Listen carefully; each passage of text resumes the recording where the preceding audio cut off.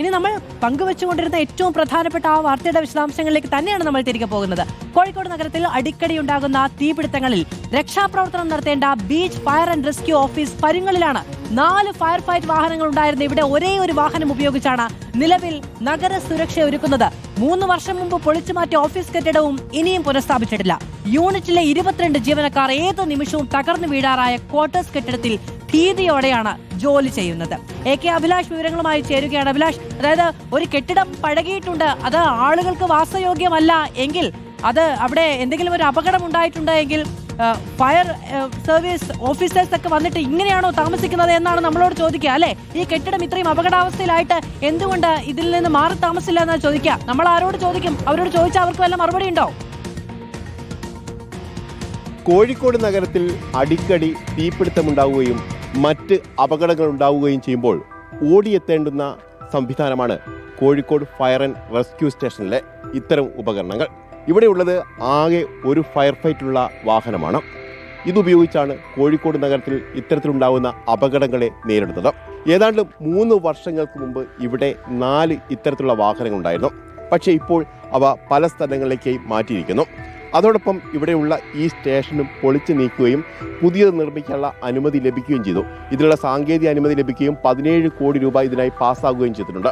പക്ഷേ ഇപ്പോഴും 3 വർഷങ്ങൾക്ക് ഇപ്പോഴും ഇവിടെ പുതിയൊരു കെട്ടിടം സ്ഥാപിക്കാൻ കഴിഞ്ഞിട്ടില്ല എന്നുള്ളതാണ് ഏറ്റവും പ്രധാനപ്പെട്ട കാര്യം. 22 ജീവനക്കാരാണ് ഇപ്പോൾ ഇവിടെയുള്ളത്. ഇവർ നേരത്തെ ഇവിടെ ഉണ്ടായിരുന്ന ക്വാർട്ടേഴ്സിലാണ് ഓഫീസായി പ്രവർത്തിക്കുകയും പ്രവർത്തനങ്ങൾ ഏകോപിപ്പിച്ച് മുന്നോട്ട് പോവുകയും ചെയ്തത്. ഇവരും ഇപ്പോൾ ഈ ഇടിഞ്ഞു പൊളിഞ്ഞു വീഴാറായ ഈ കെട്ടിടത്തിനകത്താണ് അവരുള്ളത് എന്നുള്ളത്.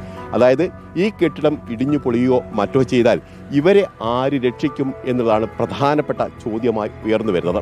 കാരണം നഗരത്തിൽ എവിടെ എന്ത് തീപിടുത്തമുണ്ടായാലും ഓടിയെത്തേണ്ടുന്ന സായുധ വിഭാഗമാണ് ഇവിടെയുള്ള ഉദ്യോഗസ്ഥർ, ഫയർ ആൻഡ് സേഫ്റ്റി ഉദ്യോഗസ്ഥർ എന്നുള്ളതാണ്.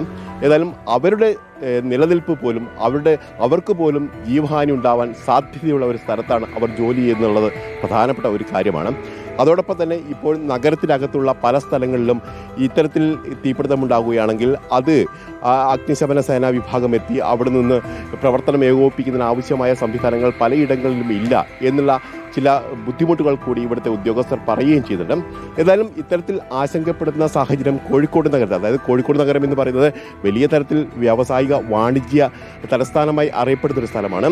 ആ സ്ഥലത്താണ് ഇത്തരത്തിൽ വേണ്ടുന്ന കാര്യക്ഷമമായി പ്രവർത്തിക്കേണ്ടുന്ന സംവിധാനത്തിൽ തന്നെ ചില വിള്ളലുകൾ ഉണ്ട് എന്നത് കാര്യം കൂടി പറയുന്നത്.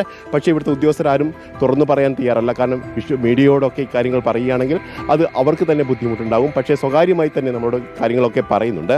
തങ്ങൾ പോലും സുരക്ഷിതമല്ലാത്ത സാഹചര്യത്തിലാണ് ഇവിടെ ജോലി ചെയ്തതെന്നും അത്തരത്തിൽ കോഴിക്കോട് നഗരത്തിൽ ഇത്തരത്തിൽ തീപിടുത്തമുണ്ടാകുമ്പോൾ എന്തൊക്കെ ചെയ്യാൻ കഴിയും, അതിനെന്തൊക്കെ പരിമിതിയുണ്ട് എന്നുള്ള കാര്യം കൂടിയാണ് അവർ വ്യക്തമാക്കുകയും ചെയ്തത്.